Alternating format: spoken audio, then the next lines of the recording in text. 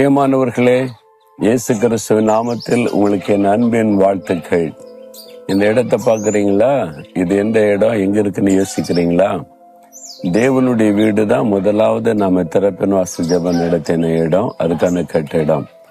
அதன் பிறகு அங்கே ஜனங்கள் இருக்க முடியாத அளவுக்கு கூட்டம் வந்ததுனால அதனுடைய பின்பகுதியில் இருக்கிற இடத்தை ஆண்டவர் கொடுத்தார். அதுல 2 கூரை போட்டு அதுல 3 பெரிய கூடாரங்கள் போட்டு இங்கதான் அந்த ஜெபம் நடைபெற்றது. அந்த நாட்களே 30,000 பேர் வரைக்கும் வர ஆரம்பிச்சுட்டாங்க. அதுல உள்ள ஸ்டேஜ் தான் இது. இந்த இடத்துல இருந்தா வசனம் பிரசங்கிக்கப்பட்டது. இந்த இடத்துல ஆயிரக்கணக்கான பேர் சாட்சி சொல்லி இருக்கிறாங்க. இயேசு ரட்சித்தது, அபிஷேகித்தது, சுகம் கொடுத்ததை குறித்து. அதை ஞாபகத்தமா இப்பவும் அப்படியே நாங்கள் வைத்திருக்கிறோம். இதுக்கப்புறம் தான் ஆண்டவர் தேவனுடைய கூடாரத்தை கொடுத்து அங்கே நம்மை வழி நடத்தினார். சரி, இந்த நாள்ல ஆண்டவர் எனக்கு என்ன வார்த்தை வைத்திருக்கிறார் அப்படின்னு இருக்கிறீங்களா? 71ஆம் சங்கீதத்துல 21வது வசனம், என் மேன்மையை பெருக பண்ணி என்னை மறுபடியும் தேற்றுவீர். ஒரு பக்தனுடைய அழகான ஒரு ஜெபம், நாம் ஜெபிக்க வேண்டிய ஜெபம். ஆண்டவரே, என் மேன்மையை நீர் பெருக பண்ணி என்னை மறுபடியும் தேற்றுவீர். உங்களுக்கு ஒரு தேற்றுதல் உங்களுக்கு தேவை இருக்குது. இருதயம் காயப்பட்டுட்டு உள்ளத்துல ஒரு வேதனை இருக்குது, ஒரு மன துக்கத்தோடு இருக்கிறீங்க. ஒரு ஆறுதல், தேறுதல், ஒரு தேற்றுதல். யாராவது தேற்றுனா நல்லா இருக்கும் அப்படின்ற மாதிரி ஒருத்தர் ஆறுதல் சொல்லும் போது மனசுக்கு ரொம்ப ஆறுதலா இருக்கு. ஒரு தேற்றுதல் இருக்குதுன்னு சொல்றோம்ல, அதே மாதிரி ஆண்டவர் நம்மை தேற்றுவீர் அப்படின்னு விசுவாசத்தோடு சொல்றார். அவர் தேற்றுகிறவர். அநேக சமயத்துல அவர் என்னை தேற்றி இருக்கிறார்.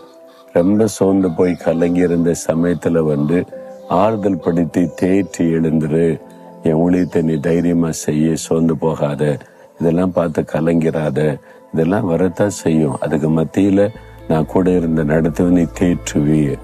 அந்த தேற்றுதலை நான் பெற்றிருக்கிறேன். அதனால மறுபடியும் என்னை தேற்றுவீர் அப்படின்னு தைரியமா சொல்ல முடியும். உங்க வாழ்க்கையில கூட நடந்திருக்குல்ல, ஆண்டவர் எத்தனை முறை உங்களை தேற்றி இருக்கிறார். இதே நீங்க வாக்கு ஜீசஸை பார்க்கும்போது உங்களை தேற்றி இருக்கிறார்ல, ஆறுதல் படுத்தி இருக்கிறார்ல, அதே ஆண்டவர் தான் இனிமேல் உங்களை தேற்றுவார், உங்களை மேன்மைப்படுத்துவார். ஆண்டவர் சொல்ல, நான் மேன்மைப்படுத்தி தேற்றுவீர். அதை விசுவாசிக்கிறீங்களா?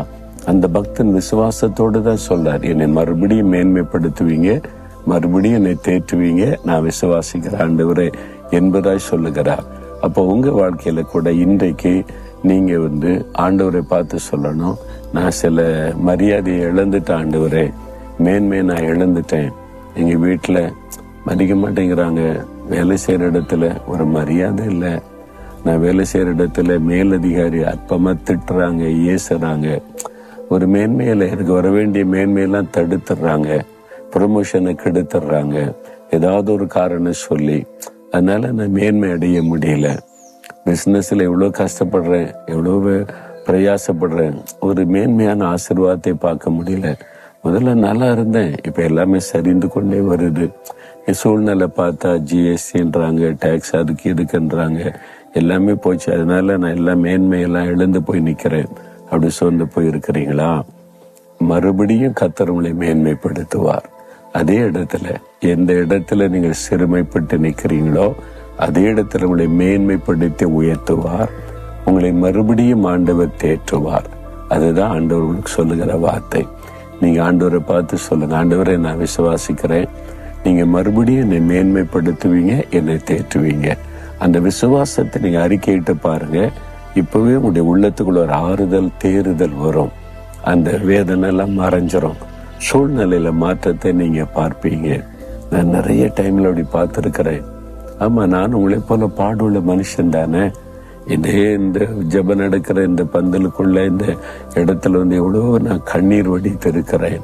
சோர்ந்து போன நிலைமையில அவருடைய பாதத்துல ஆண்டவர் இந்த இடத்துல என்னை சந்தித்து தேற்றி இருக்கிறார், மேன்மைப்படுத்தி வச்சிருக்கிறார்ல. இப்போ ஆண்டவர் உங்களை மேன்மைப்படுத்துவார். சோர்ந்து போகாதங்க. இப்ப ஆண்டவரை பார்த்து சொல்லுங்க, ஆண்டவரை மறுபடியும் என்னை மேன்மைப்படுத்துவீங்க. எந்த இடத்துல என்ன மனிதர்கள் சிறுமைப்படுத்தினாங்களோ அதே இடத்துல மேன்மைப்படுத்துவீங்க, என்னை தேற்றுவீங்க, நான் விசுவாசிக்கிறேன்னு சொல்லுங்க. அப்படி இருதயத்துல கை வைங்க. ஆண்டவரே, நான் உங்களை விசுவாசிக்கிறேன், அன்பை விசுவாசிக்கிறேன். நீங்க என்னை மறுபடியும் மேன்மைப்படுத்துவீங்க, மறுபடியும் தேற்றுவீங்க. நான் அதை விசுவாசிக்கிறேன். அதை நான் இயேசுவின் நாமத்தில் ஏற்றுக்கொள்கிறேன். இந்த நிமிஷத்திலிருந்து என்னை தேற்றுகிற தேவனுக்கு ஸ்தோத்திரம், ஸ்தோத்திரம் என்று துதிக்கிறேன். இயேசுவின் நாமத்தில் ஆமேன், ஆமேன்.